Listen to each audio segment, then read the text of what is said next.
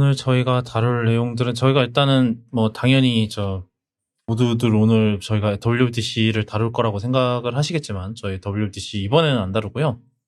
WWDC는 저희가 다음 주에 따로 다시 다룰 예정인데 그때는 저희 늘 함께 해주셨던 김정님이랑 그다음에 블루님 또 오랜만에 가능하다고 하셔서 블루님과 같이 이제 오랜만에 사실 5명이서 캐스트하는 거는 진짜 그런 적이 없는 것 같은데 거의 4명까지 진짜 옛날에 술집에서 한번 5명 녹음했던 것 같기는 해요.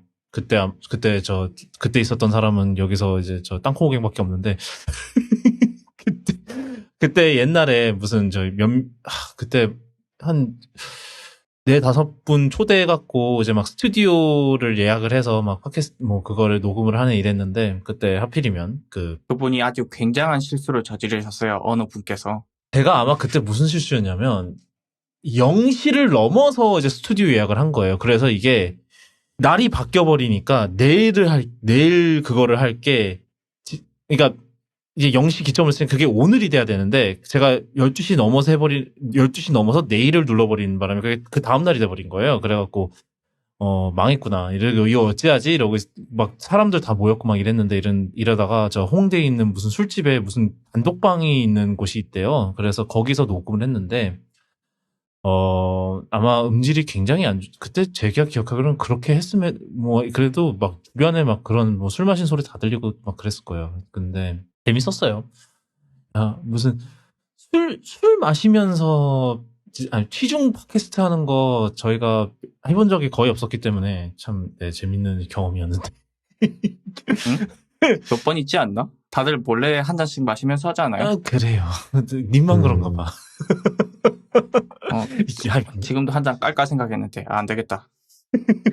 말이 하여튼 그래서 무튼 저희가 WWDC 소식은 저희가 다음 에피소드에서 192회에서 다룰 예정이고 저희 오늘은 WWDC 소식을 뺐거든요.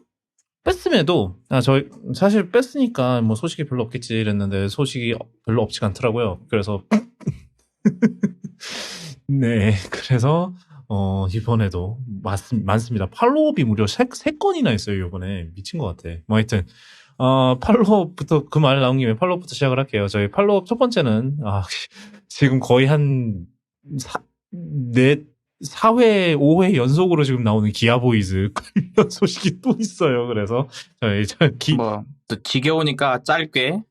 현대가 돈 주고 끝내자고 했던 거는 지난 화에서 얘기했던 그 얘기는 사실 민사에 가까운 얘기고, 뉴욕주에서 너네 과실 때문에 이 공공의 안녕에 해가 아주 심각하게 갔다. 그래서 이제 제소를 했습니다. 그래서 뭐 아직 확정되지 않은 피해를 보상해라라는 요지로 소를 제기했고 아마도 이것도 돈을 엄청나게 내던가 시정 조치를 하던가 해야겠죠. 일단 뉴욕주나 각종 주에서 이 사태를 어떻게든 최소화하기 위해서 그 핸들락 뭐라고 하지?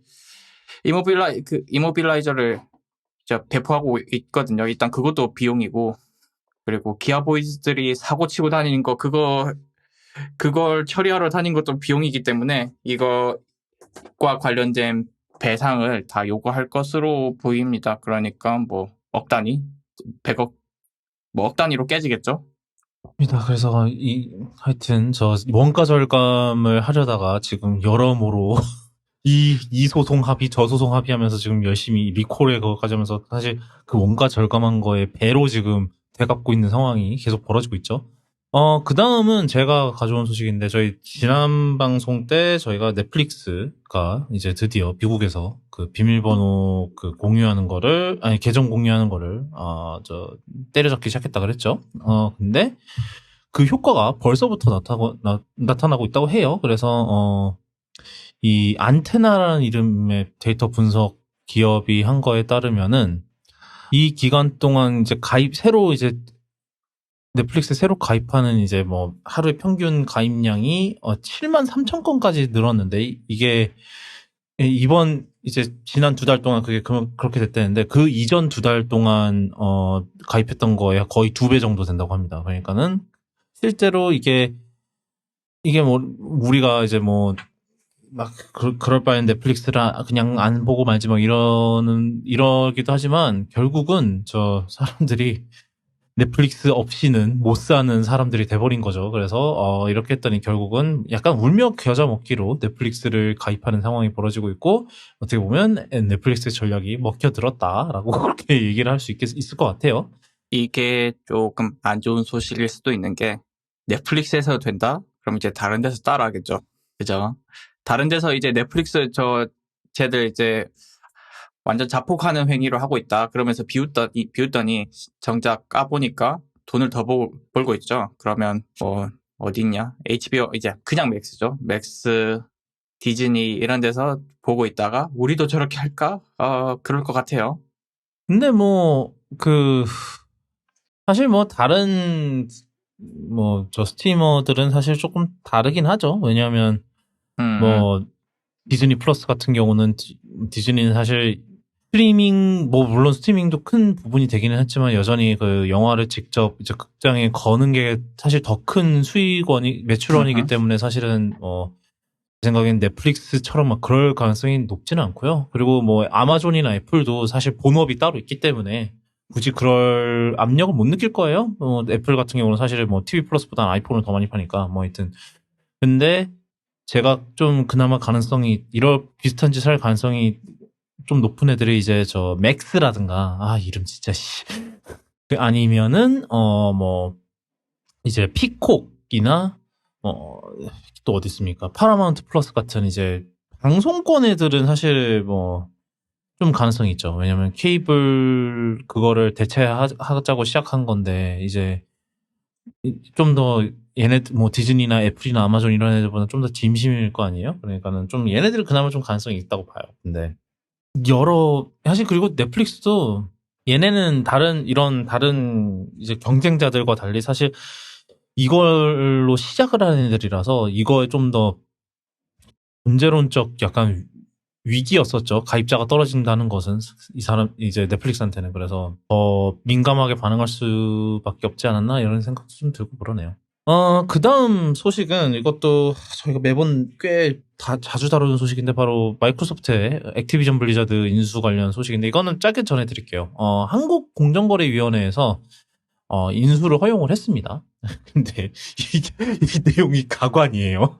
그 요지가 너네 인기 없잖아입니다. 예, 정말 한 줄 요약하면은 그런데 공정일은 그 이유로 MS와 블리자드가 개발 배급하는 게임 합산 점유율이 적다는 점, 국내에서는 해외와 달리 블리자드 주요 게임 인지도가 높지 않다는 점, 경쟁사가 대체 거래할 수 있는 다수 인기 게임 개발사가 존재해 경쟁 게임 서비스사를 배제할 정도의 봉쇄 능력이 없다는 점을 들었다. 그러니까 간단하게 얘기해서 마손, 엑스박스나 블리자드나 둘 다 인기가 없다. 우리나라에선. 이게 아이러니인 것 같아요. 왜냐하면은 옛날에 우리나라에 그렇게 게임 이제 PC 게임 사실 PC방 이런 거 막 생긴 거가 사실은 기원이 스타크래프트잖아요. 블리자드 게임이죠. 그게 이제 소위 민속놀이라 그러고 막 그랬었잖아요. 지금은 블리자드가 이제 더 이상 우리나라의 게임 시장에 중요한 게임이 아니기 때문에 중요한 이제 게임 개발사가 아니니까 이제는 인수를 허락한다라는 게 나오고 참 뭔가 세상이 많이 변했다 싶긴 하네요. 아마 마이크로소프트가 라이엇 게임즈를 산다 그러면 아마 좀 들고 일어나지 않았을까 막 근데 현실은 저 라이엇 게임즈는 100% 텐센트 소유이기 때문에 사실은 그럴 만한 일은 마이크로소프트가 돈을 아무리 쏟아부어도 못 삽니다. 그거는. 예, 그거는 사실 그거는 또 그거대로 좀 그렇긴 한데 요즘 틱톡 이런 거 보면은 사실 모르겠어요. 미국에서 만약에 틱톡을 성공적으로 밴을 하면 그 다음은 롤을 밴을 하려나 모르겠네. 그런 거. 근데 사실은 게임에서 데이터를 뜯어봤자 얼마나 뜯을 수 있겠냐는 생각이 들기는 하네요. 네. 그렇습니다. 팔로업은 여기까지고. 그 다음에 고깃집이 몇 개가 있습니다. 자, 첫 번째 고깃집은 이번 주를 좀 뜨겁게 달궜던 소식인데 바로 메시, 그러니까 지난 카타르 월드컵 아르헨티나 우승의 주역이었던 메시가 요번에 이적을 하죠. 이적을 하는데 메이저 리그 사커, 그러니까 미국의 이제 축구 리그로 이적을 하게 됐어요. 팀이 인터 마이애미라는데, 이게 웃기게도 구단주가 누군지 아세요?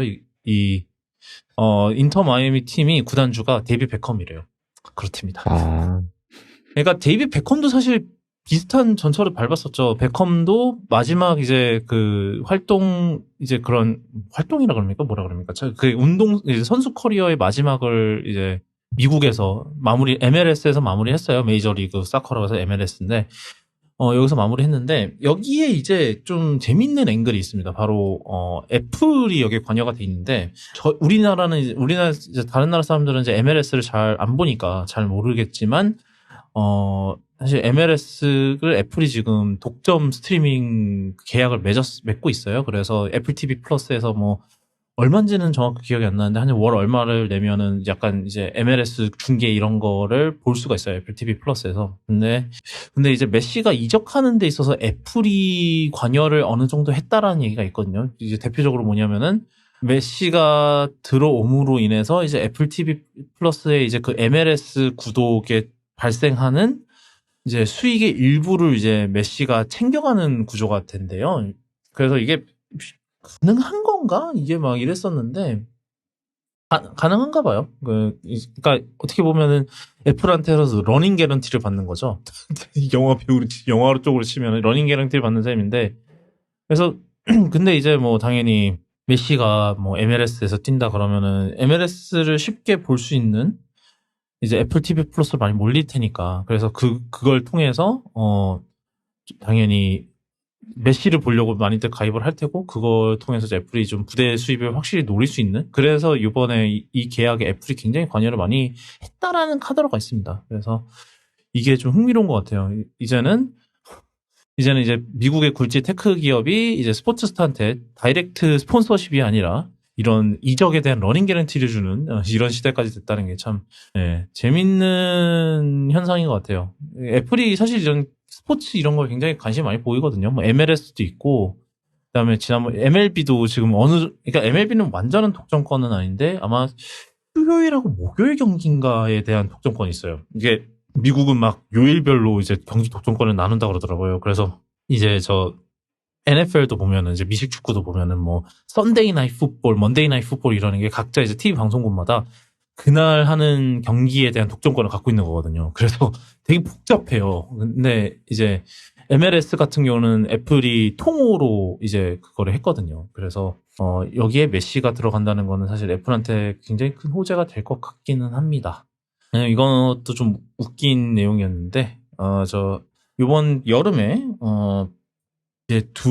이제 영화계 두 거물이 맞붙어요. 바로 톰 크루즈와 그다음에 크리스토퍼 놀란이 맞붙는데, 왜냐하면 톰 크루즈는 아마 이번 여름에 이제 그 미션 임파서블 최신작이 나오죠. 그 데드 레코닝 파트 1이 나오고, 그다음에 크리스토퍼 놀란도 신작인 오펜하이머가 나오는데, 그 놀란 하면은 뭐가 생각나십니까, 여러분? 인터컷이기?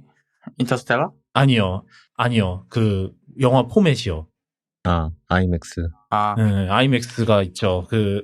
논란 하면 이제 아이맥스고, 지난번에 이제 테넷을 만들 때는 막 테넷이 아이맥스 카메라를 다 가져가 버려서 노 타임 투 다이 그 아이맥스 촬영분이 굉장히 짧았다라는 얘기도 있었어요. 그러니까 아이맥스 입장에서 이제 논란은 엄청난 특급 고객인 거죠. 뭐 서로의 이해가 잘 맞아 떨어지는 거죠. 논란도 아이맥스로 찍는 거 좋아하고, 이제 아이맥스 입장에서도 논란 영화 아이맥스로 찍어서 막 아이맥스 포맷을 한다 그러면 다 몰리니까, 우리나라만 봐도 막 용산 사령관에 한 몇 주는 매진 사태잖아요. 그러니까 비슷한 거지. 근데 여기에 톰 크루즈가 대놓고 뭐라 그럽니까? 작심 발언을 했다 그래야 되나? 약간 그랬어요. 왜냐하면은 오펜하이머가 이제 아이맥스 영화관 그거를 이제 점유를 다 하는 게 싫다 이거죠. 미션 임파서블 데드 레코닝 파트 1, 미션 임파서블 7편이라고 할게요. 얘가 이제 7월 12일에 엽니다. 그러고 나서 7월 21일에 이제 오펜하이머가 개봉을 하는데, 근데 이 북미랑 다른 지역의 아이맥스 이제 영화 이제 아이맥스 스크린을 3주 동안 독점을 한대요. 그러니까 앞에 이제 미션 임파서블은 한 9일 정도만 이제 뭐 독점권도 아니죠. 걔네들은 그냥 그때 개봉할 만한 아이맥스 영화가 이제 미션 임파서블밖에 없으니까 이제 그냥 개봉을 하는 건데, 아예 이제 그 오펜하이머 같은 경우는 그거를 아예 3주 동안 그냥 독점을 가지고 있다는 거죠. 계속 이게 약간 그런 파워 싸움인 것 같아요. 사실 톰 크루즈도 아이맥스랑 좀 각별한 인연이 있긴 하죠. 요번에 그 작년에 나왔던 탑건 매버릭이 사실 이제 그런 말도 있어요. 영화관을 살린 영화다라는 극찬을 받기는 하거든요. 그쵸. 사실 그 시기 딱 맞춰서 우연찮게 개봉했다고 하기도 애매한 게, 그 영화가 30개월을 연기해서 개봉을 했다고 그러죠? 탑건이? 그거 코로나 때문에? 계속해서 미루다가 30개월을 준창 밀어서 개봉을 했다고 하더라고요. 그래서 코로나 시기에 가장 길게 개봉을 연기한 영화라던데. 하여튼 그러니까는 자기도 이런 말할 자격이 있다라고 이제 톰 크루즈, 물론 톰 크루즈니까 그럴만 하긴 한데, 참 그러니까 이게 사실 어떻게 보면 스크린 쿼터인 거, 아이맥스 쿼터인 거죠. 아이맥스 쿼터. 근데 뭔가 재밌어서 가져왔어요. 그러니까 약간 천하의 톰 크루즈도 못 가지는 아이맥스 독점권을 가진 사람이 크리스토퍼 놀란이다. 되게 웃기잖아요. 뭔가. 네, 그렇습니다. 그렇고, 이 소식은 그렇고, 그 다음에는 저희가 이게 지난 방송하고 나서 얼마 안 돼서 나왔던 소식이었는데, 티덤님께서 좀 소식을 전해주실 수 있을까요? 조금 더 되기는 했어요. 사실 이게 5월 중순쯤에 터진 건데, 그 텔레그램 방 중에서 이렇게 불법 자료 공유하는 채팅방이 있나 봐요. 그 채팅방에 나한테 알라딘 전자책이 100만 권이 있다라는 사람들이 나온 거예요. 사실 말이 100만 권이지 거의 다 있다는 얘기죠. 이제 그 채팅방에 있는 사람들이 구라까지 마라. 네가 보여주지도 않고 가지고 있다고 자랑을 하냐 이런 식으로 했더니, 얘네가 샘플이라고 파일을 몇 개 올렸어요. 와우. 그래서 그것이 실제로 얘네들이 파일을 가지고 있구나라는 것까지는 증명이 된 상태로, 이제 얘네가 나중에 알고 보니까 알라딘에다가 우리가 너희 그 취약점을 발견해서 이걸 털었다. 그러니까 비트코인을 내놔라 라고 이제 요구를 한 거예요. 그러고 난 다음에 이게 얘기가 조금씩 돌고 있다가, 그 DC 인사이드의 그 보안 쪽 갤러리가 있나 봐요. 그쪽으로 이야기가 들어갔고, 거기서 이제 사람들이 조금씩 파보다가 알고 보니 취약점이 보고된 지가 좀 된 문제였고, 이거를 해결을 안 해서 물건이 털렸다라는 것까지 사람들이 파악을 했나 봐요.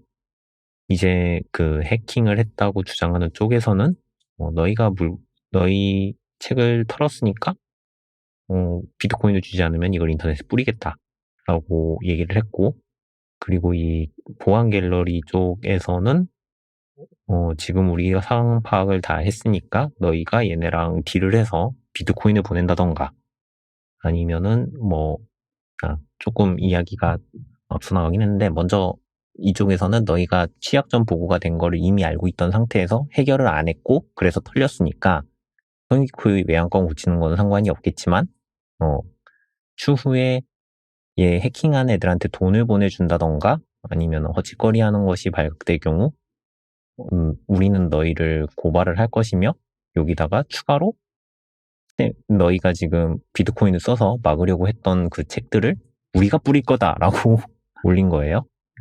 그래서 사실상 해커들이랑 이렇게 딜을 해서 해결 볼 상황은 아닌 것 같고, 그래서 이걸 가지고 알라딘에서는 고발을 했어요. 경찰에 고발을 해서 해결을 하겠다고 얘기를 했는데, 요거를 사과문을 의혹이 나오고 한 일주일 있다가 사과문을 올린 걸로 알고 있어요. 맞아요. 네, 그리고 그 사과문도 위치가 아주 알라딘에서 털렸습니다라고 하면은 보통은 사과문을 올리면 메인 페이지에 올리던가 해야 될 텐데, 그 고객센터 블로그를 타고 들어가서 글 하나로 이렇게 올려놔가지고 요걸로도 이제 사람들이 좀 말을 많이 들었어요. 그게 이제 사과문 올라온 게 5월 20일이네요. 5월 20일에.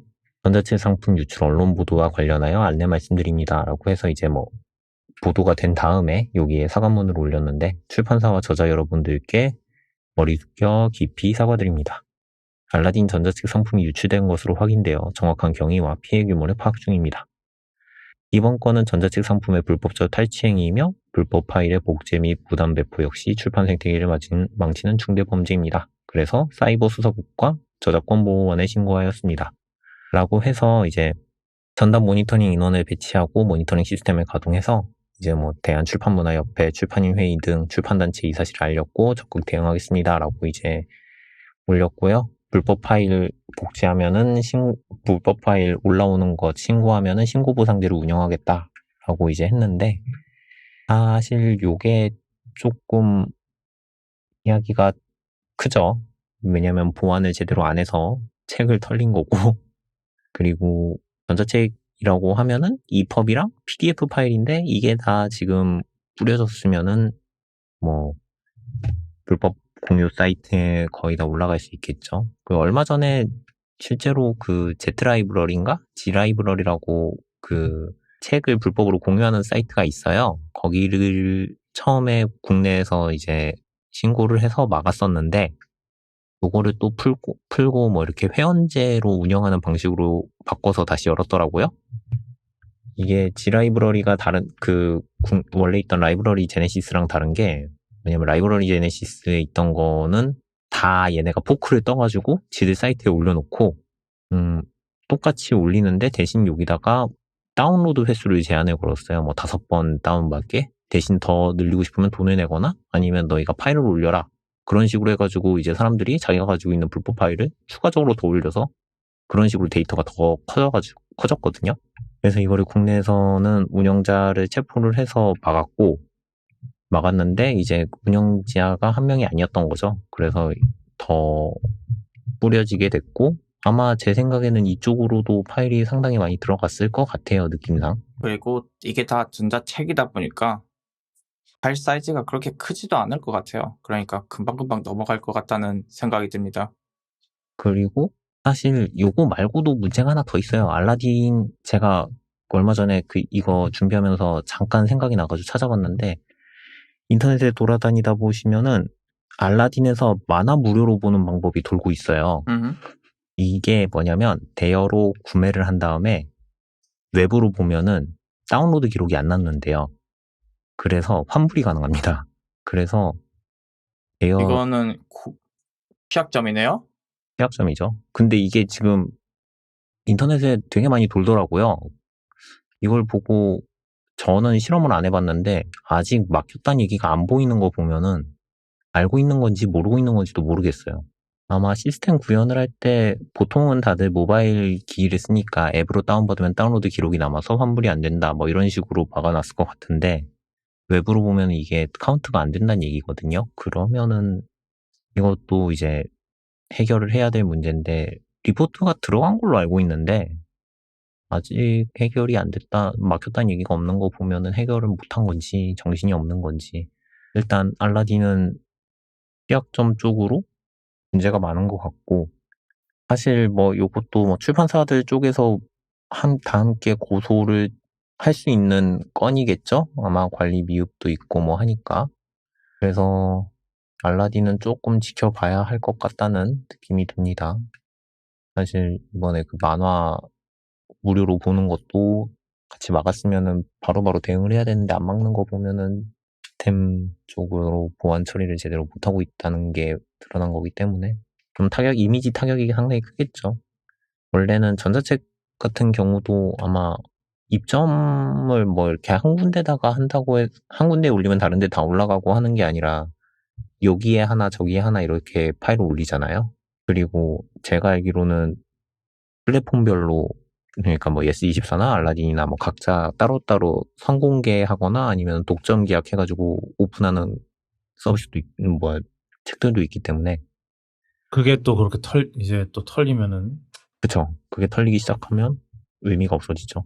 요거 이제 털렸다는 얘기 나오고 나서 사람들이 이제 뭐 이것도 뭐 그 누누 TV처럼 그 공유 사이트가 생기는 거 아니냐 막 이러면서 다들 얘기를 하고 있는데 안 생길 것 같아요. 제 생각에는 사람들이 그렇게 책을 많이 보는 것 같지는 않고 아마 지라이브러리 쪽으로 많이 올라갈 것 같긴 한데 모르겠네요. 근데 거기도 뭐 이번에 근데 그 사이트가 완전히 폐쇄된 건 또 아닌가 봐요. 그러면. 그러니까 이게 폐쇄가 됐다가 살아난 거예요. 살아나갖고 회원제로 돈 내고 회원 가입하면은 개개인별로 접속 링크를 만들어 주더라고요.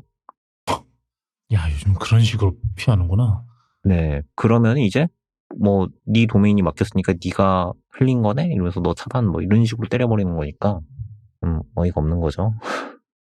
그런 철저한 보안을 좀 딴 데 좀 아닙니다. 이번 주에 일론 머스크 참 몇 가지 소식이 있었습니다. 첫 번째는 계속되는 트위터의 안 좋은 상황인데, 이게 제가 일단은 사용자 안전 분야 임원이라고 그랬는데 이게 세이프티 치프거든요. VP 오브 프로덕트 트러스트 앤 세이프티니까 아마 저 제품 신뢰와 안전 이렇게 해야 되나? 안정성?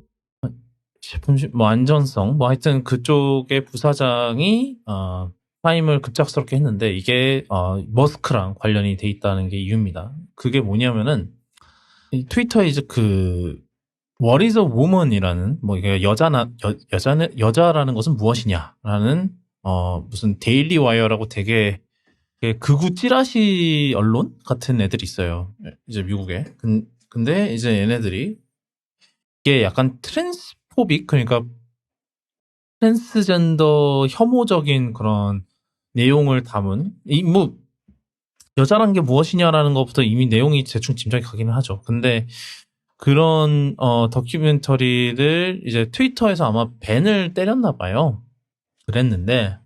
그랬더니 어. 이 표현의 자유 절대주의자인 일론께서 반대를 하셨나 봅니다. 네.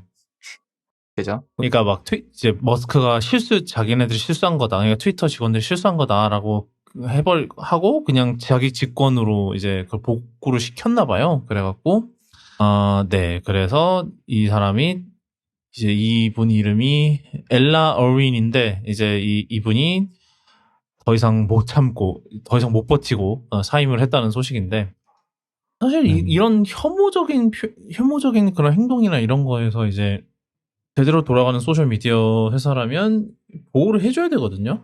이게 뭐 누구를 타겟팅을 한 거든 아니면은 뭐 특정 다수를 타겟을 한 거든 그래야 되는데, 이제 아까 말씀하신 대로 자유 표현을 이제 최우선하시는 분께서는 네. 그런 것도 표현의 자유다. 네. 예전에 또 그랬다면서요. 무슨 인터뷰에서 회사 소유한 회사의 주가가 떨어져도 하고 싶은 말 하면서 할 거냐고 그러니까는 그럴 거라 그랬다면서요.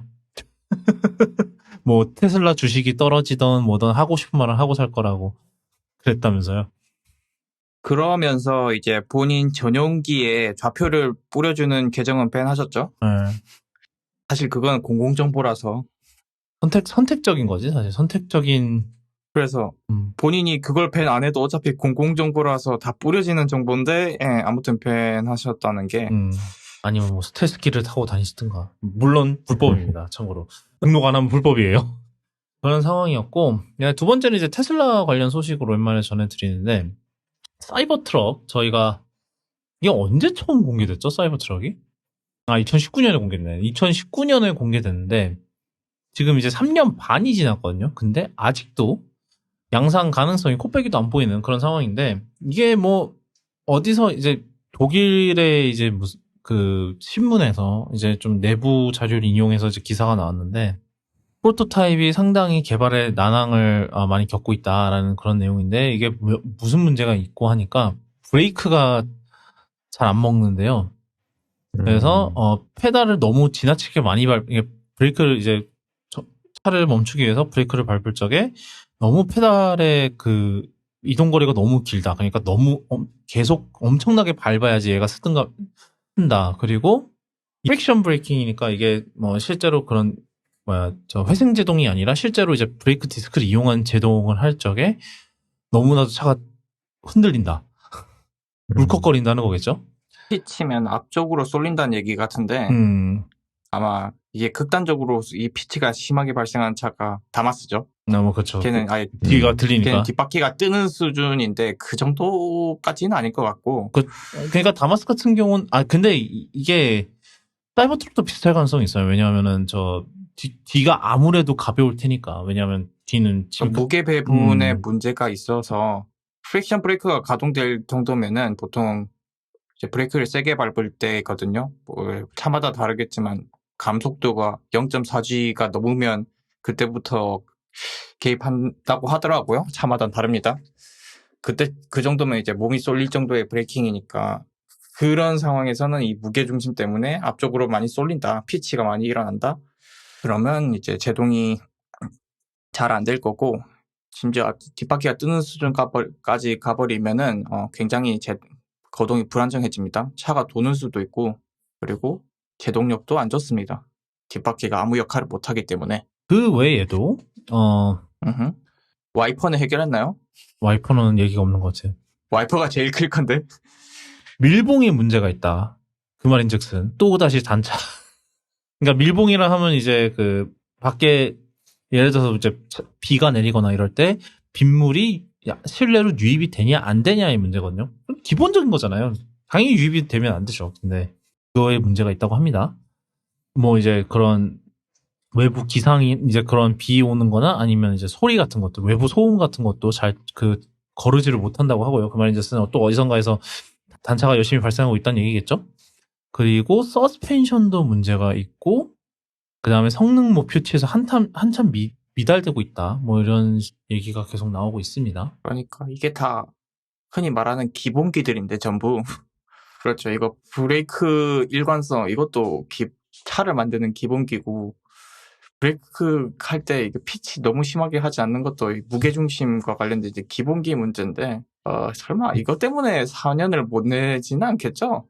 이게 언제적이라고 돼 있는지는 물 안 새는 거. 이거는 2022년 1월에 테스트했던 프로토타입이니까 그러니까 조금 되긴 했어. 한 1년 전? 좀 전이긴 한데. 프로토타입이면 그럴 수 있긴 한데 이게 아직도 그렇다면 이게 2022년 1월이면 그 공개한 지 2년도 넘은 시점이거든요. 그러니까 그렇죠. 근데 공개한 지 2년 넘은 시점에 개발은 훨씬 그 전부터 되고 있었을 거란 말이에요. 근데 아직도 이러고 있다는 건 조금 문제가 있는 그런 거 같아요. 근데 이제 일단 머스크는 사이버 트럭을 내년에는 어떻게든 생산을 시작하겠다라고 밝힌 상태인데 과연 내년에 지킬 수 있을지 알겠죠. 지금 뭐 모델 3 같은 경우는 또 지금 뭐 페이스리프트인지 뭐식인지를 한다고 하던데 이번에. 그래 그걸 앞두고 지금 미국에서 열심히 저 기존 모델 떨이 판매하고 있다고 하죠. 뭐 자동차 소식하니까 뭐 또 전기차 충전 규격 여기도 약간 라이트닝과 그 USB-C 그거 얘기 같아. 이쪽은 또 무슨 일인가요? 땅콩이님. 미국에 보면 충전기 규격이 우리나라도 그렇고 뭐 보통 CCS1이라고 해서 DC 콤보 있죠? 그게 전기차 충전 규격인데 우리나라에서 쓰기도 하고 미국에서도 씁니다. 근데 단점이 얘는 좀 무겁잖아요? 그거 굉장히 무겁습니다. 그리고 이제 테슬라에서 쓰는 NACS라는 규격이 있는데 얘는 좀 가볍고 그리고 제일 중요한 게 꽂으면 바로 충전이 시작되죠. 어차피 인증 차와 통신을 해서 바로 하고 그래서 사용자 경험이 이제 훨씬 좋고 편하다는 장점이 있기는 한데 적어도 우리나라에서는 걔는 표준이 아니죠. 근데 미국에서는 지금 충전기, 특히나 고속 충전기가 전부 다 대부분이 이제 슈퍼차저, 테슬라의 슈퍼차저로 돼 있는 상황이었고 그 개수가 뭐 비교도 안 됩니다. 뭐 테슬라 잠깐 고속 충전 깔린 것의 뭐 절반 이상이 테슬라였던가 그렇습니다. 그래서 다른 회사들 중에 이제 포드가 일단 최근에 테슬라의 규격을 받아들이기로 했고요. 그래서 포드 차량이 테슬라의 슈퍼차저를 쓸 수 있게 되었고요. 이제 그 다음엔 GM도 테슬라의 규격을 쓰기로 했다고 합니다. 이렇게 가능한 이유는 일단 테슬라의 규격이 특허가 공개되어 있고, 그리고 테슬라가 이걸 공개하겠다고 밝혔기 때문에 테슬라의 NCS 규격을 다른 회사가 쓸 수 있게 된 겁니다. 그리고 이와 한동안은 어댑터 같은 것을 써서 포드 차량들이 테슬라의 슈퍼차저를 쓸 수 있게 될 예정이고, 추후에는 아예 NACS 규격을 달고 나온 포드 차량들이 판매될 예정이라고 합니다. GM도 마찬가지고요. 그러니까 테슬라의 충전소 인프라가 미국 내에서는 정말 압도적이기 때문에 테슬라를 이기려면 테슬라의 충전기를 써야 된다는 겁니다. 그래서 이 기존의 미국에서도 쓰고 우리나라에서도 쓰던 CCS1이라는 이 규격이 아주 애매해지게 됐습니다. 크기도 크고 무거워서 일단 NACS 규격보다 불편한 건 사실이고, 그래도 이제 표준이라는 장점이 있었는데 미국 내에서는 또 이제 다 NACS로 넘어가는 상황이고, 물론 미국 정부에서 충전소 깔 때 정부 보조금을 받으려면 CCS1도 포함을 해야 한다라고 얘기를 해서 아예 없어지지는 않을 것 같은데, 아마 이제 대세가 테슬라의 규격으로 넘어가 버리게 될 것 같고, 이러면 우리나라가 좀 애매해지죠. 이 CCS1이라는 규격을 쓰는 곳은 우리나라, 미국, 일본 정도거든요. 이게 우리나라가 CCS1 유럽식이 아닌 미국식을 쓴 거는 미국이 쓰는 규격이기 때문에 따라갔다는 점이 아주 크거든요. 물론 우리나라가 표준을 정할 때는 유럽식이 그때는 안 나왔던 시점이긴 한데, 미국 따라서 CCS를 썼더니 이제 미국이 테슬라 규격으로 대동단결해버리면 CCS1이라는 규격은 자칫 잘못하면 우리나라만 쓰는 규격이 될 수도 있다라는 상황이고요. 그리고 또 하나 이제 생각해 볼 점은 이제 현대는 어쩔 것인가? 현대도 결국 테슬라 규격에 쓸 것인가인데 애매하죠. 근데 지금 모양새를 보면 미국에서 차 팔려면 이제 저 규격 써야 될 것 같아요. 비교가 안 되기 때문에, 그 충전 경험이 비교가 안 되기 때문에 결국에는 어댑터를 써서 테슬라와 협력을 하든 아니면은 포드처럼 아주 적극적으로 충전 규격을 바꾸든 결국 테슬라 충전 규격은 받아야 될 것 같은 상황이 되었습니다. 근데 이게 일장일단이에요. 그러니까 사실 테슬라가 미국에 구축해놓은 슈퍼차저 네트워크가 광활한 거는 장점이긴 한데, 결국은 얘네들한테 의존을 해버린다는 문제가 있죠, 사실.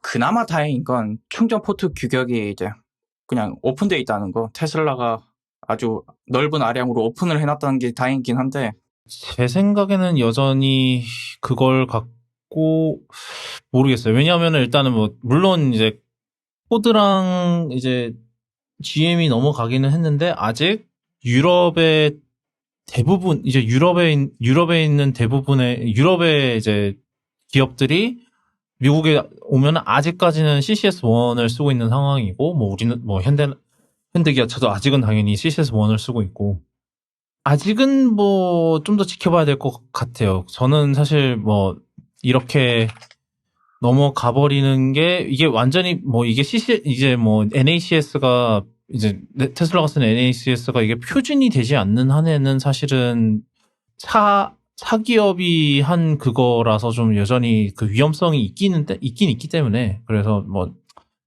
라이트닝만 봐도 대충 무슨 상황이 일어나는지는 대충 알만한데, 그래서 사실은 물론 이제 그 특허는 공개가 돼 있지만, 이제 그 포트 자체를 기술을 발전시키고 이런 거는 전적으로 테슬라에 거의 의존을 해야 되는 상황이 될 거라서, 그러니까 결국은 계속해서 이제 테슬라한테 질질 끌려다니는 게 될 가능성이 높다고 보거든요, 저는 잘 모르겠어요. 이게 과연 맞는 건지? 약간 그런 생각은 좀 들기는 해요, 저는.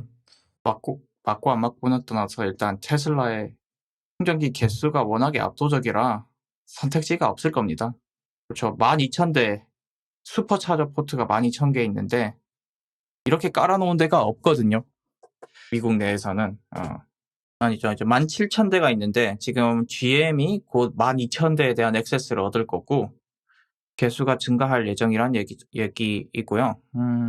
GM 포드만 이렇게 일단 GM 포드까지 합류를 해버리면 거의 시장의 절반 이상이 NACS로 넘어가 버리는 게 아닐까 싶습니다. 이미 절반 이상일 거예요.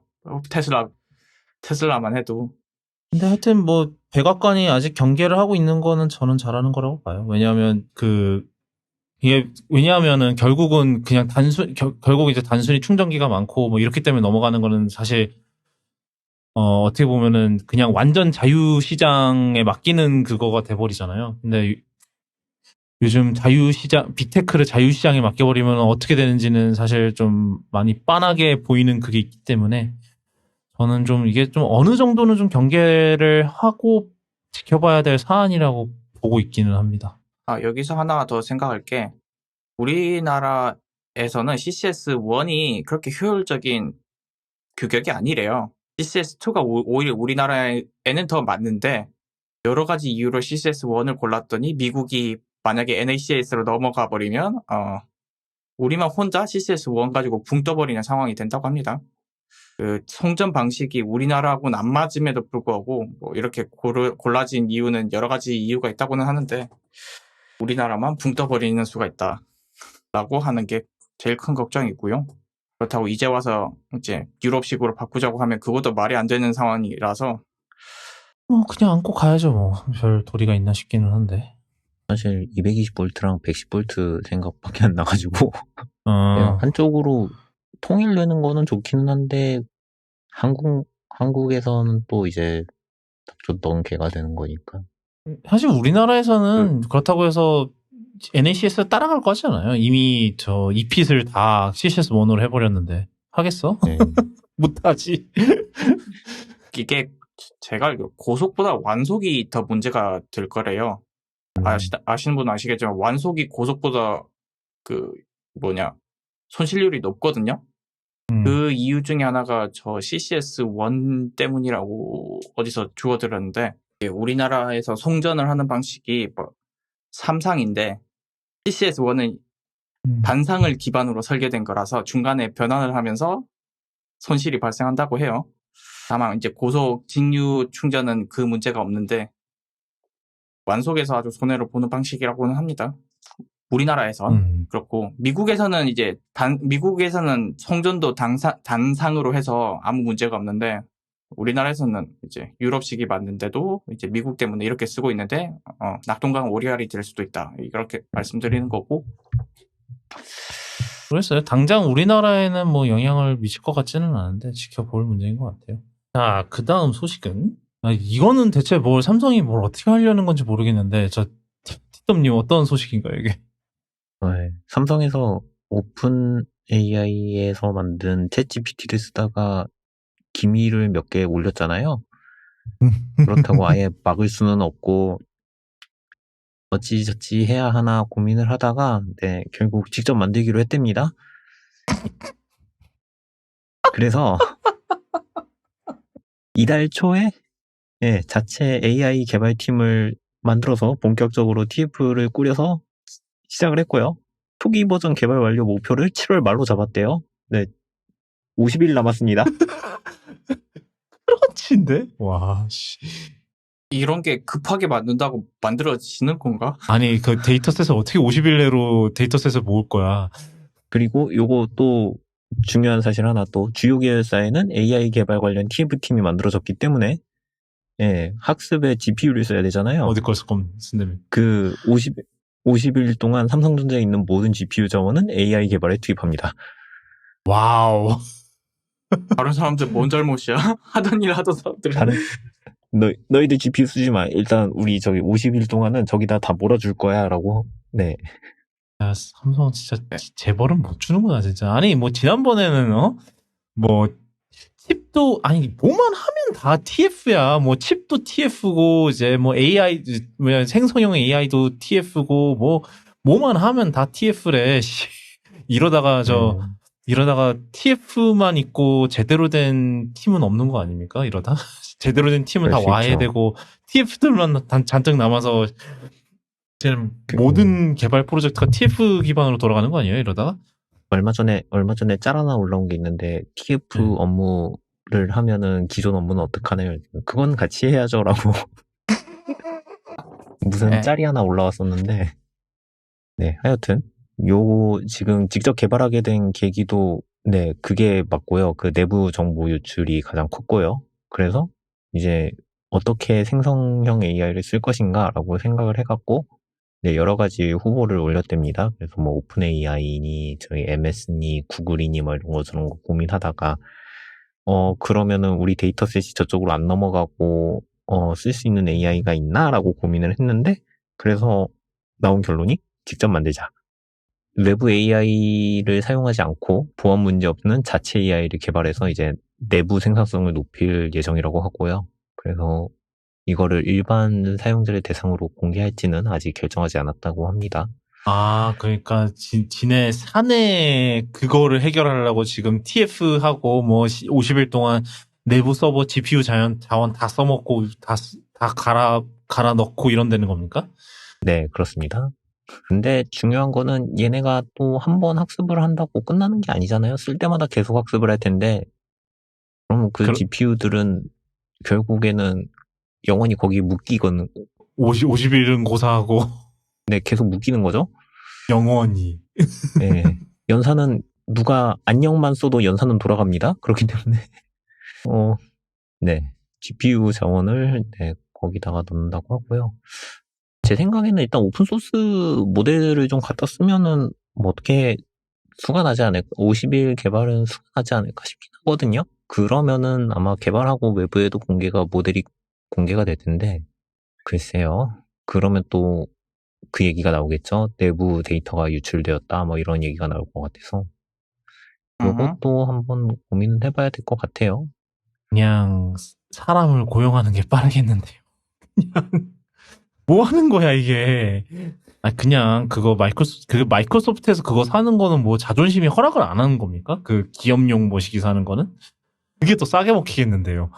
그 마이크로소프트 기업용 그건 아직 안 나온 걸로 알고 있어요. 제가 알기로는 서비스 준비 중인 걸로 알고 있는데, 그게 나오면은 그거를 빨리 도입을 할 텐데, 아마 그거를 도입하는 것도 본인들한테는 조금 그게 리스크가 있다고 생각을 하지 않을까요? 그쪽으로 하게 되면은 결국에는 계속 마이크로소프트에 돈을 줘야 되는 거니까 결국에는 의존을 하게 되는 거잖아요, MS에다가.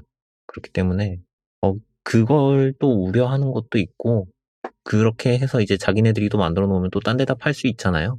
뭐 높은 확률로 저기 정부24라든가 뭐 그런 데다가 오 마이 갓. 꽂을 수도 있고요. 근데 사실 말은 안 한다 뿐이지 분명히 내 생각에는 카카오나 네이버나 다 뭔가를 열심히 만들고 있을 것 같은 기분은 들거든요. 솔직히. 카카오도 모델은 계속 있었어요. 카카오도 자체적으로 그 코GPT라고 해가지고 GPT 나왔을 때 거기에 대응하는 코GPT라고도 만들었었고요. 네이버는 자체적으로 한번 발표회를 했던 걸로 알아요. 그래서 이제 몇 달 후에 그 클로바 그걸로 그 챗봇 만들어가지고 서비스에 적용을 하겠다라고 얘기를 했거든요. 그래서 아마 네이버나 카카오는 이미 만들었을 거예요. 만들어서 어딘가에는 제공을 할 예정이고, 카카오도 아마 베타 버전 만들었다가 내린 걸로 알고 있거든요. 사람들이 하도 메시지를 입력하니까 그것 때문에 서버가 터져가지고, 예, GPU가 버티지를 못해가지고 서비스를 내린 걸로 아는데. 뭘 얼마나 비효율적으로 짰길래 뭐 하여튼 네. 네. 근데 카카오가 이렇게 했는데 삼성에서 모든 GPU를 쏟아 넣었는데, 네. 그렇게 된다면 뭐 50일은 고사하고 어떻게 될지는 잘 모르겠고요. 일단은 저기 그 이재용 회장이 네, 빠른 시일 내에 자체 개발해라 라고 말을 했기 때문에 급한 것 같네요. 50일 내로 해결을 해야 되겠네요. 뭐만 하면 자체 개발 하긴 뭐 그래요. 자체 개발하는 게 뭐 그 높은 분들 속에는 편하겠죠? 아닌가? 그렇겠는데. 네, 다음 것도 티더님이 전해주신 소식인데요.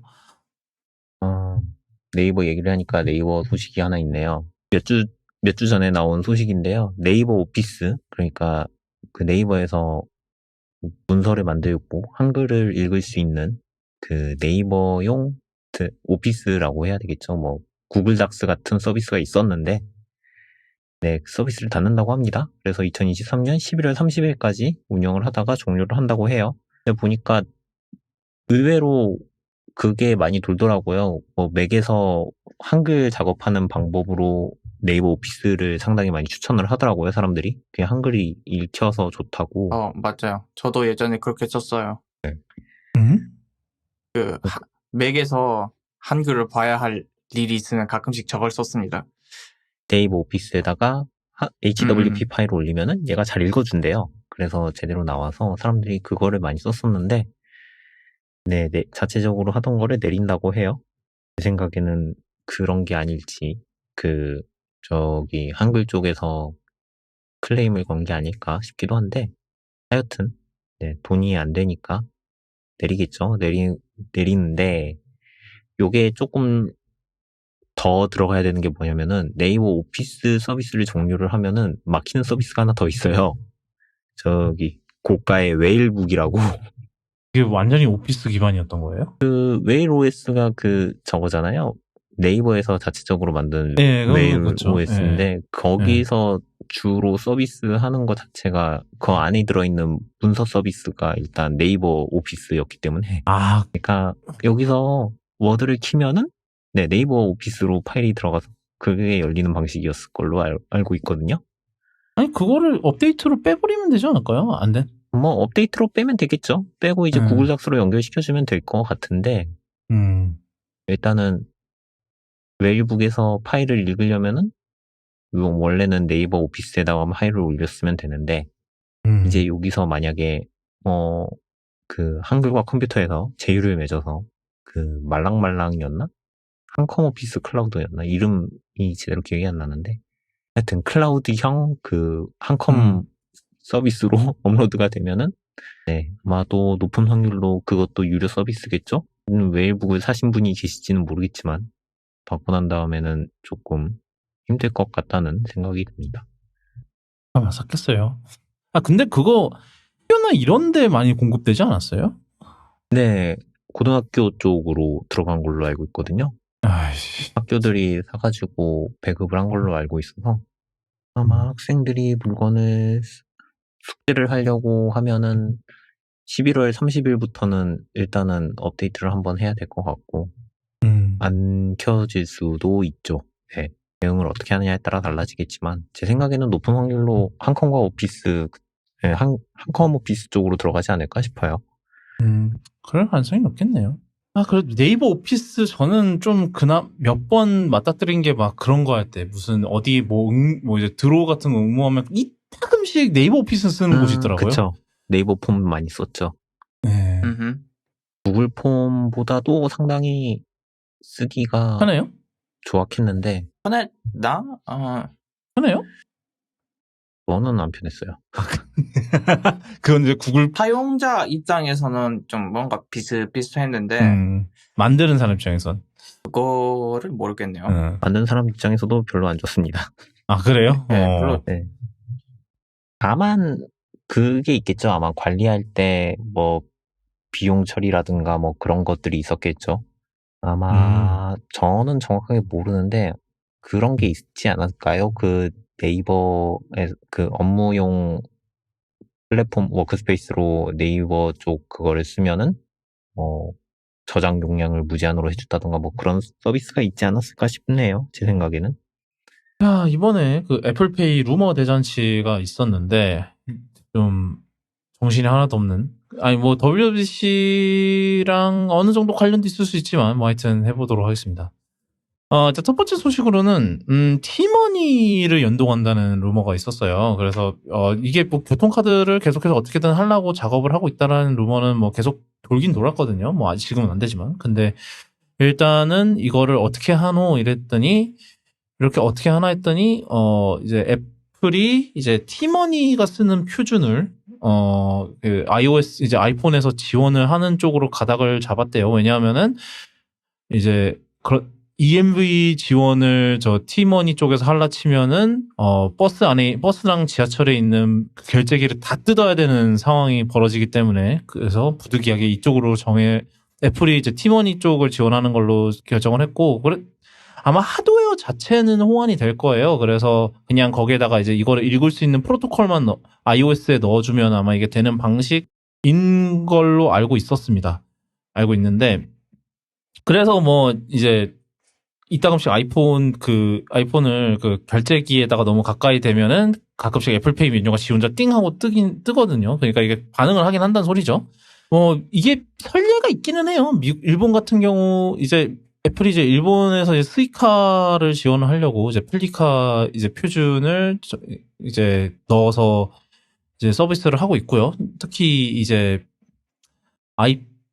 옛날 아이폰이 이제 플리카 규격을 넣은 이제 버전이 일본에서 따로 팔렸는데 이제 이후부터는 그냥 다 같이 팔리는데 이게 뭐 법규적 규제 때문에 그랬다 카더라 이런 건 있긴 하지만 아마 이게 좀 유일하게 좀 지켜봐야 될 거는 이 교통카드 지원이 과연 구형 아이폰에서도 될 것인가. 그러니까 이게 아이폰 15부터만 되는 건지 아니면은 이전 아이폰들도 이걸 지원을 할 건지가 좀 지켜볼 사안이 될 것 같아요. 이거 관련해서는 지금 뭐 개발자 문서에 보니까 그 iOS 17부터 지원한다는 골자에 이제 티머니 관련 스트링이 있어요. 그래서 아마 이거는 거의 기정사실화가 된 것 같고, 뭐 서비스 시기는 iOS 17이랑 아마 아이폰 15가 나오는 뭐 9월, 10월 정도를 예상을 하고 있다고 합니다. 그래서 사실 제일 크게 지켜봐야 될 거는 아마 그걸 것 같아요. 구형 뭐 아이폰 14 이전의 아이폰들도 이걸 지원할 것인가, 아니면 아이폰 15부터만 지원이 될 것인가. 그러면은 아마 또다시 또 대규모 업그레이드 난리가 나겠죠. 아이폰 15로 업그레이드를 교통카드 쓰려면 아이폰 15로 업그레이드 해야지 어쩌겠어요. 딱히 그 문제는 없을 것 같은 게, 우리나라에서 지금 잠깐 살펴봤는데, 우리나라에서 쓰는 티머니의 그 NFC 방식은 그 규격이 ISO의 뭐 14443 타입이래요. 근데 펠리카는 달라요.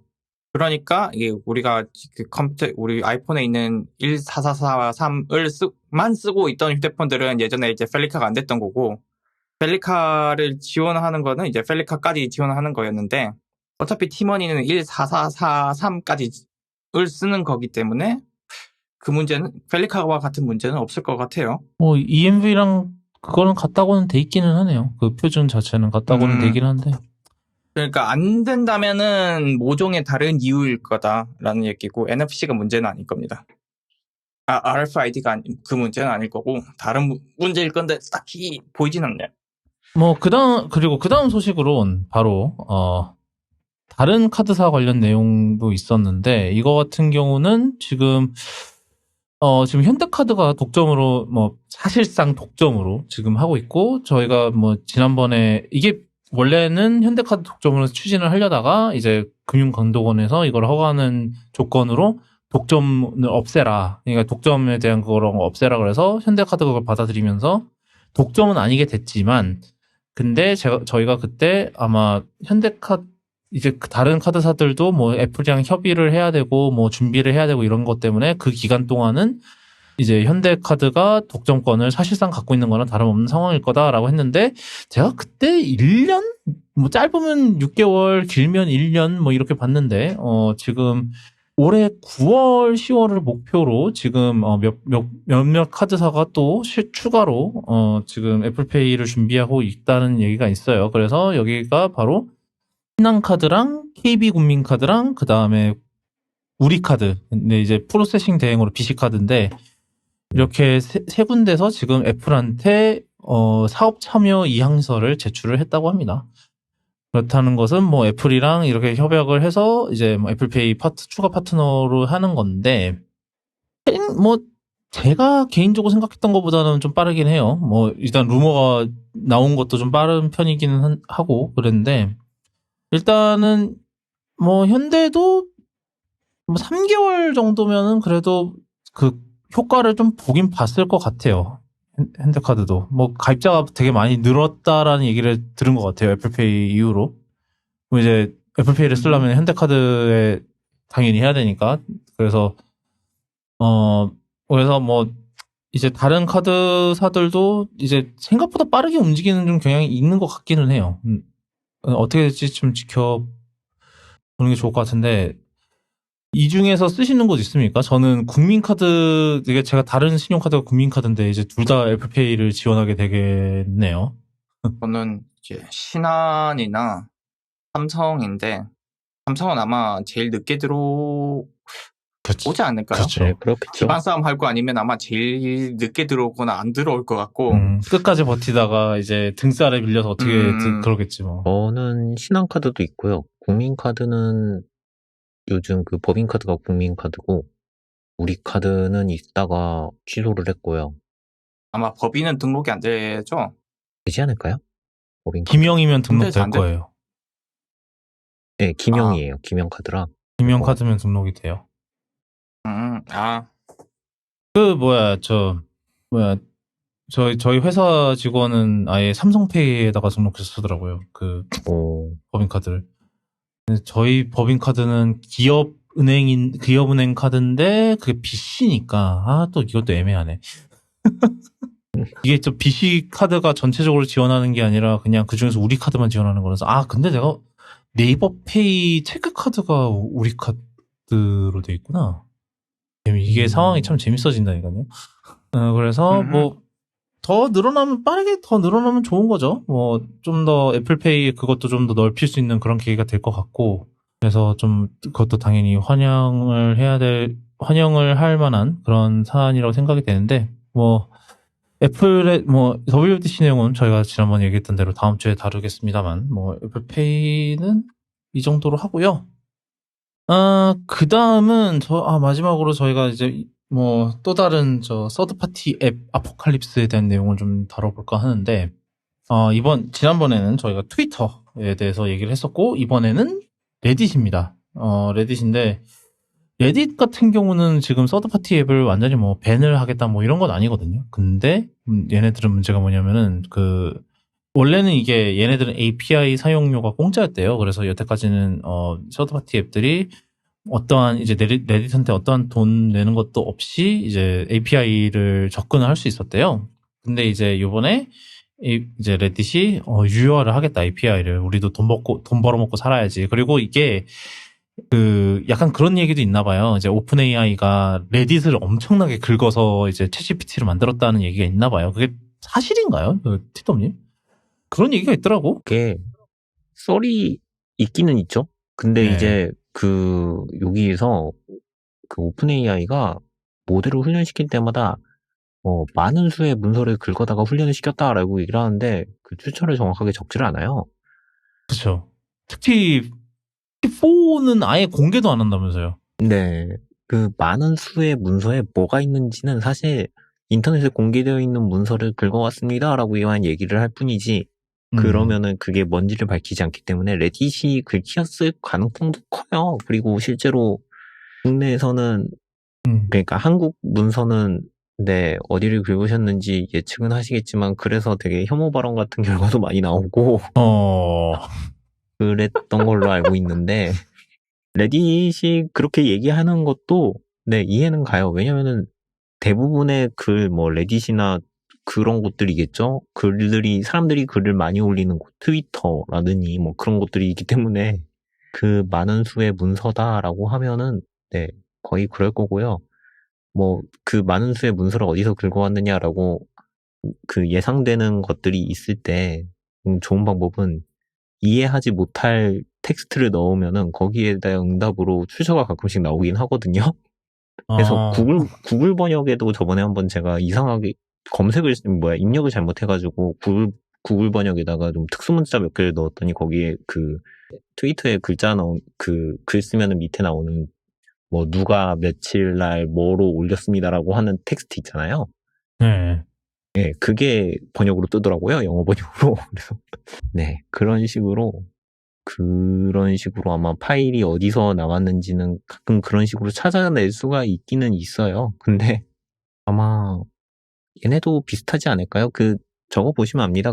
왜 그림 그리는 AI에서 축구 사진 같은 거 그려줘 하면은 그 옆에 게티 이미지 로고를 비슷하게 만들어가지고 결과로 내보내잖아요. 그런 식으로 출처가 드러나기 때문에 아마 레딧이 긁혔다는 거는 굳이 거부하지 않아도, 네, 그렇게 부인하지 않아도 쉽게 증거를 찾을 수 있을 것 같기는 해요. 그런 상황이다 보니까 이제 뭐 사실 근데 이제 뭐 API 유료화하겠다는 거 자체는 뭐 놀랍지는 않죠. 뭐 그게 또 추가적인 수익원이 될 수 있는 거고 실제로 뭐 트위터는 이걸 좀 과도하게 해서 문제기는 한데 그랬는데 그래서 이제 iOS에 되게 인기 많은 아폴로 아니 이제 저 레딧 앱 아폴로라는 앱이 있어요. 저도 쓰는 앱인데 이제 이 앱의 개발자가 이제 레딧 쪽에다 문의를 했나 봐요. 그래서 이래서 이 문제 API 이제 그 사용료가 얼마냐.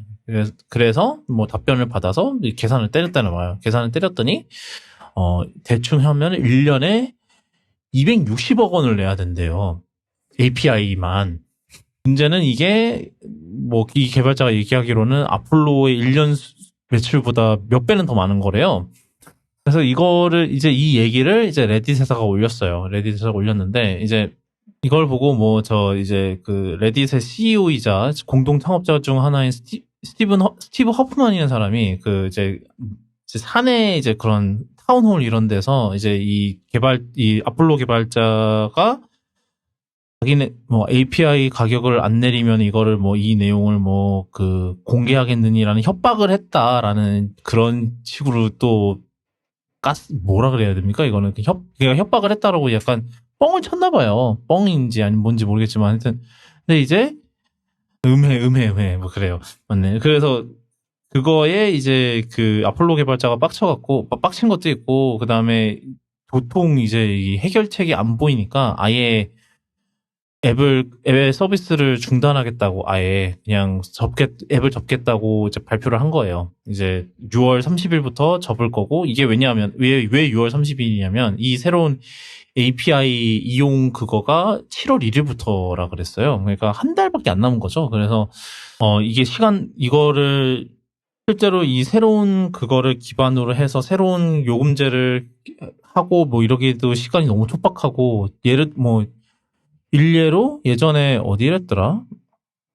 이게 하여튼 30일 동안 이거를 다 준비할 수 있다는 게 사실상 거의 불가능에 가까운 거기 때문에 그러느니 그냥 그만두는 게 낫겠다라는 판단을 했고 그 다음에 이제 그 레딧의 그 직원이랑 이제 전화 통화한 내용을 일부러 공개를 했어요. 왜냐하면 그 협박했고 막 이런 거에 대한 반박을 하기 위해서 이제 통화 녹음을 했다는데 이제 아마 우리나라랑 비슷한가 봐요. 이제 캐나다도 한쪽에서 이제 녹음하는 거를 인지하고 있으면은 한쪽이라도 인지하고 있으면은 통화 녹음이 합법이라고 해요.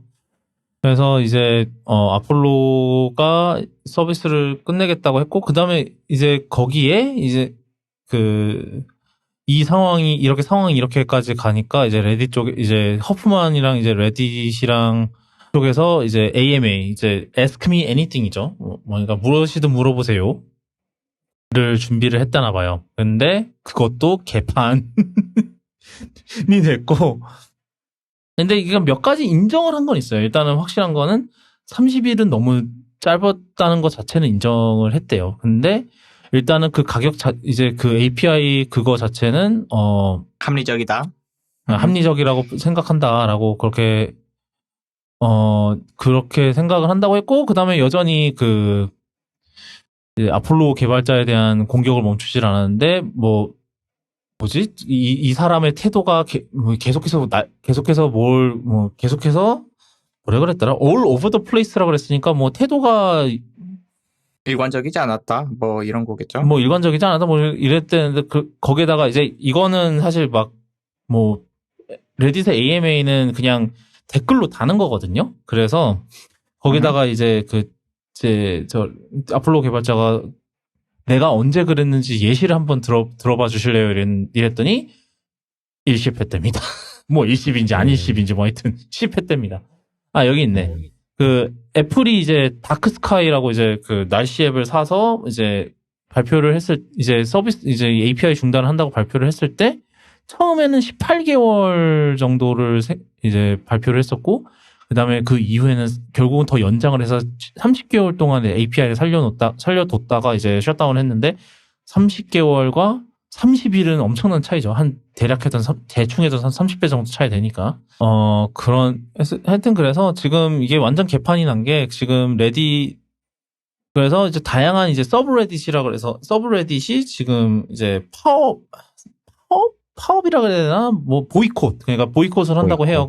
보이콧을 어떻게 하냐면 아예 새로운 글이 올라오는 것을 막는 방식으로. 그러니까 너네도 이 사용자들의 글을 사실 이런 글을 이제 이 사용자들의 글을 안 만들면 사실 레딧도 별로 가치가 없는 거잖아요. 그래서 이런 식으로 이제 보이콧을 하는 거죠. 근데 이게 사실은 트위터랑 상황이 비슷하면서도 다른 것 같아요. 왜냐하면 트위터도 이 상황을 비슷하게 겪었고 서드파티 이런 걸 근데 이제 조금의 차이점이 있다면 이제 뭐 레딧은 서드파티 클라이언트를 완전히 금지한 건 아닌데 이제 API 그거 사용료를 엄청나게 세게 매겨서 사실상 죽인 거 사실상 경제적으로 불법을 만들어 버린 거지 어떻게 보면은 그런 차이점이 있긴 하지만 어찌됐든 뭐 서드파티 클라이언트를 거의 사실상 쫓아냈고 그 다음에 이제 쫓아냈고 이거에 대해서 이제 이 사용자들이 반발하고 있는 것까지는 비슷한데 이제 트위터 같은 경우는 그게 조금 임팩트가 좀 적었던 게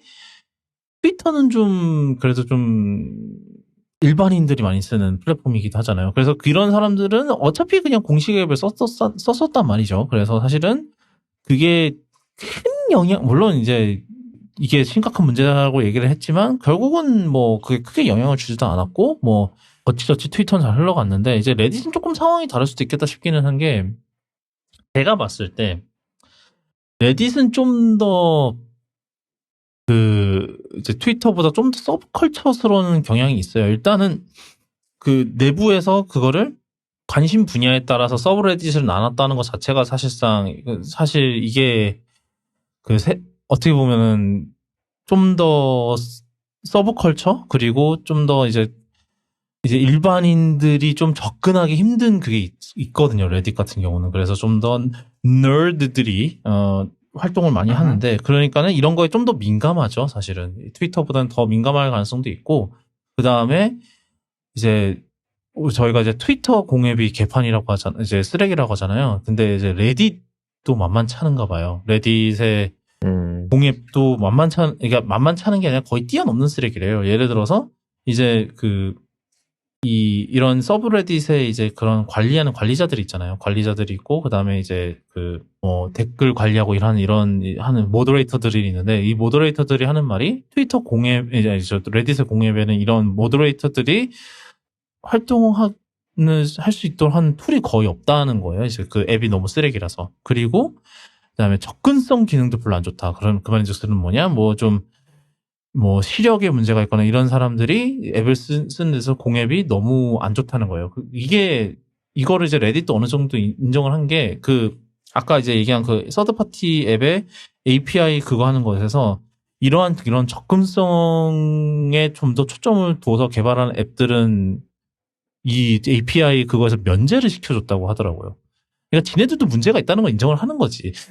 얘네 공앱이 그러니까 그런 접근성에 있어서는 굉장히 형편없다는 걸 사실상 인정을 한 건데, 하여튼 그래서, 그러다 보니까 이제 좀 레딧은 조금 상황이 다르게 흘러갈 수도 있겠다. 일단은 지금 이 보이콧에 참여하는데 서브레딧이 몇만 개가 되는 상황이라고 해요. 그래서 그러다 보니까 실제로 이게 그렇다는 것은 그만큼 활동량이 확 줄을 거고, 그렇게 되면은 실제로 이게 영향을 미칠 거라는 얘기가 되는데 레딧 많이 들어가긴 하는데 저는 주로 그냥 그 앱을 안 쓰고 웹으로 들어가거든요.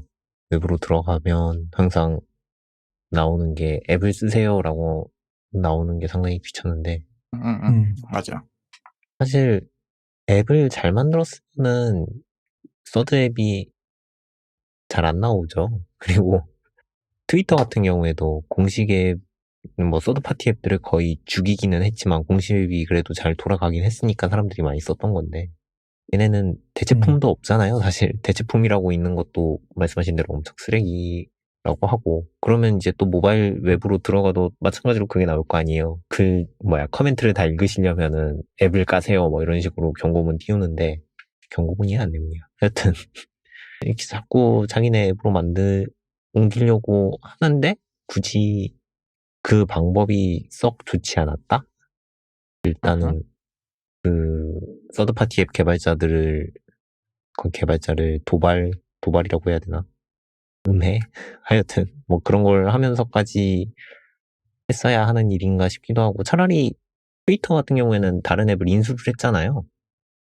차라리 레딧도 인수를 해가지고 해결하는 게 더 낫지 않았을까 싶기는 해요. 그런데 뭐 지금 이제 와서야 뭐 취소를 했다고 하지만 사실 카드는 계속 만지작거릴 거잖아요. 언젠가는 올릴 거다라고 노려보고 있을 건데 그때까지 좋은 수를 내지 않으면은 지금 일어난 일이랑 거의 비슷하게 똑같이 또 벌어질 것 같아요. 일단은 제 생각에는 뭐 앱을 잘 만든 앱을 하나 인수하는 게 빠르지 않을까. 그게 나을 것 같아요. 그런 의미에서 레딧이 이 아폴로를 인수하는 겁니다.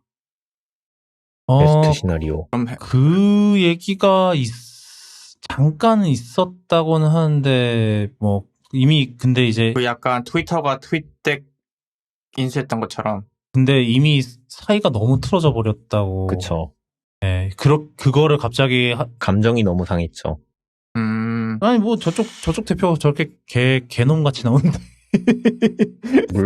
물론 나를 모욕할 셈인가라고 꾸짖기엔 너무나 큰 돈이었다 하면 달라지겠지만 그러거나 아니면 문 닫을래 인수 당할래 약간 그 전략 같기도 한데.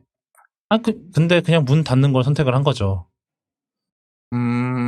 그러니까 그거는 저 블러핑 실패한 거고요. 만약에 그 전략이었으면은 그냥 닫겠다는 선택을 한 거죠. 그리고 지금은 이미지가 너무 나빠져서 어디든 팔아도 사실 그 이미지가 안 좋은 거에 똑같이 타격을 입을 것 같아서 판 사람도 당장은 팔릴 것 같다는 생각은 안 드는데 그때까지 이미지를 잘 다듬어야죠. 저는 아까 말했다시피 이쪽에서 인수를 해주는 게 제일 나은 결론이 아니었을까 싶은데 이제 그 결론은 나가리 났다고 하니까요. 레딧이 데이터를 갖고 있어서 일단 값은 맞는데 갑질을 너무 세게 했어요.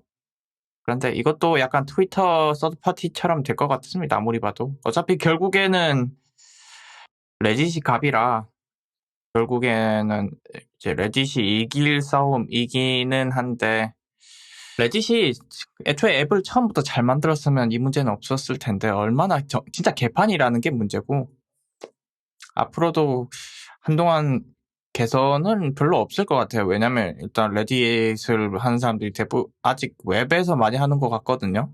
그리고 지금 보이콧을 하는데 막 보이콧을 하는 게 트래픽이 한 50% 이러지 않는 이상 꿈뻑도 안 할 것 같아요. 지금 거의 그쯤 됩니까? 거의 그 급으로 커지고 있다고는 해요. 그러면 조금 더 봐야겠네요. 예. 여기는 내가 안 넣어놨구나. 이게 리스트가 있다 그랬는데. 레딧의 뭐 수익이 뭐 한 3분의 1 잘려버린다. 그래야 뭐 좀 태도가 바뀌지 않을까요? 일단은 총 3,500개의 서브레딧이 그거를 한다고 하고 3,489개가 참여를 한다고 하는데 여기에 이제 가장 인기가 많은 10개의 서브레딧 중에 5개가 포함이 된대요. 근데 이 각자가 3천만 명의 이제 구독자가 있다고 하고 그게 이제 게이밍, 음악, Today I learned 그러니까 오늘 알게 된 새로운 정보, 새로운 그런 지식, 그리고 pics 그냥 사진들 올리는 거랑 그거는 이제 좀 감동적인 이런 거, 좀 훈훈한 거 이런 거 올리는 데인가 보네요. 근데 사실은 이게 물론 이제 레딧이 갑이기는 한데 이제 결론적으로는 이 갑이라는 애들도 사실은 저 사용자들이 올리는 컨텐츠를 통해서 이제 그 트래픽을 유발을 시키고 그 트래픽에서 광고를 해서 먹고 사는 애들이기 때문에 이게 완전 갑이라고 보기는 또 어렵기는 해요. 이게 그래서 이 두 개 사이에서 이제 완전히 지금 껴버린 거죠, 어떻게 보면. 하여튼 그렇습니다. 근데 이런 일이 계속해서 반복해서 벌어지겠죠. 결론적으로는. 왜냐하면 이 서드파티 앱들의 존재라는 것 자체가 이제는 좀 약간 눈엣가시 같은 존재가 된 것 같아요. 왜냐하면은 이제 이 앱을 쓰는 사용자들은 물론 이 앱을 쓰는 사용자들은 파워 유저이기 때문에 콘텐츠를 제너레이션을 해주긴 하지만 이 사람들한테서 돈을 뜯을 수는 없는 거니까 그것 때문에 이제 지금 계속해서 이 난리가 나는 건가 싶기는 한데 오늘은 여기까지 하도록 하고요. 오늘 이제 쿠도캐스트는 아시다시피 애플 팟캐스트, 팟빵, 네이버 오디오 클립 그리고 유튜브에서 들으실 수 있고 오늘 다뤘던 내용 쿠도쿤.me/캐스트/191에 들어오시면 오늘 다뤘던 내용도 정리를 해놓으니까 뭐 궁금하신 기사나 그런 거 있으시면 한번 이제 들어와 보시는 거를 추천드리고요.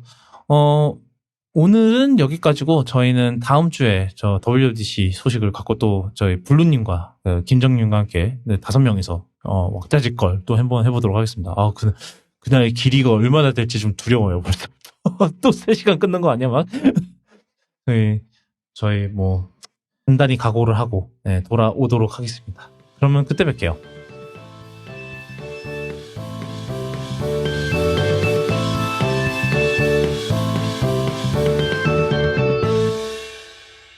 저희 방송하는 사이에 뭔가 또 새로운 거 하나를 올리셨던데, 티덤님, 이거 간단하게 얘기하고 넘어갈까요?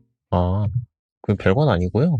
중국에서 그 그레이트 파이어월에 블루투스랑 에어드랍을 추가한답니다. 그래서 아마 그거 아닐까요? 생각하시는 그게 맞을 거예요. 맥애드레스처럼 그 블루투스에도 그 맥애드레스 같은 주소가 있기 때문에 그거를 뭐 기명으로 등록을 시켜놓겠다 이거 같아요. 네, 신호로 등록을 해놓고 요걸로 이제 서비스 이 에어드랍이나 블루투스로 뭘 보낼 때는 항상 이 사람들이 수신 거부를 할 수 있게 만들어 놓고 받기 전에는 썸네일도 안 뜨게 할 거라고 하고요. 블루투스 기능 중에서 만약에 보안상 위험이 발생하면은 바로 블루투스의 뭐 서비스를 막아버리고 뭐 조치를 하고 한다고 합니다. 아니 근데 그러면 폰 바꿀 때마다 이거를 또 계속 신고를 해야 되는 거예요?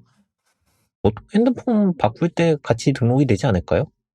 개통할 때? 개통할 때 개통할 때 그럼 블루투스 그거를 맥어드레스를 뜯어간다고? 그러지 않을까요? 제 생각엔 그럴 것 같은데. 아니 만약에 그럼 걔네들은 그럼 이제 알뜰폰 이런 건 없는 겁니까? 아니면 뭐 심 꽂을 때마다 그 심에서 그거를 뜯어서 신고를 할 수 있나? 그것도 모르겠는데. 그러고 보니까 그럼 공기계는 어떻게 하지? 그러니까. 이거 신기하네요. 공기계를 하면은 중국에서는 혹시 블루투스가 안 켜지는 게 아닌가요? 야, 하긴 그게 놀랍지는 않겠다. 그게 참으로 중국스러운 솔루션이긴 하네, 진짜로. 그 도입하는 이유는 예측하시다시피 그 얼마 전에 시위할 때 자료 공유를 그쪽으로 했던 게 제일 크고요. 뭐 얘네들은 또 이런저런 핑계를 대긴 했는데 뭐 사이버 명예훼손이니 뭐 유언비어 유포니 뭐 이런 거라고 했는데 현실은 뭐 뻔하죠. 이유는 뻔하지 뭐. 근데 아마 또 이거 보고 좋아서 우리나라도 도입하자는 사람들이 있을 것 같아서 그게 살짝 걱정입니다. 요즘 하도 그 에어드랍으로 뭐 한다는 뉴스가 많이 나오니까 그것도 마찬가지로 또 한국에서도 도입하자 하는 사람들도 생길 것 같긴 한데 그냥 모드를 꺼요. 아이고. 그 모드 끄는 거 뭐가 어렵다고 참 그런데. 이러면 끄면 되는데 무서운 발상과 적용 방식이 궁금해지는. 공기계는 어떻게 막지 진짜? 그러니까 뭐 아이클라우드 안에서 막나 그거를 그러면? 아니 근데 뭐 사실 그 안드로이드 애들은 뭐 그냥 어차피 대부분 다 중국 기업이니까 그냥 걔네들한테 야 니네 그 블루투스 정보 다 넘겨 이런 식으로 해갖고 할 수 있을 것 같긴 한데 이상한 짓거리를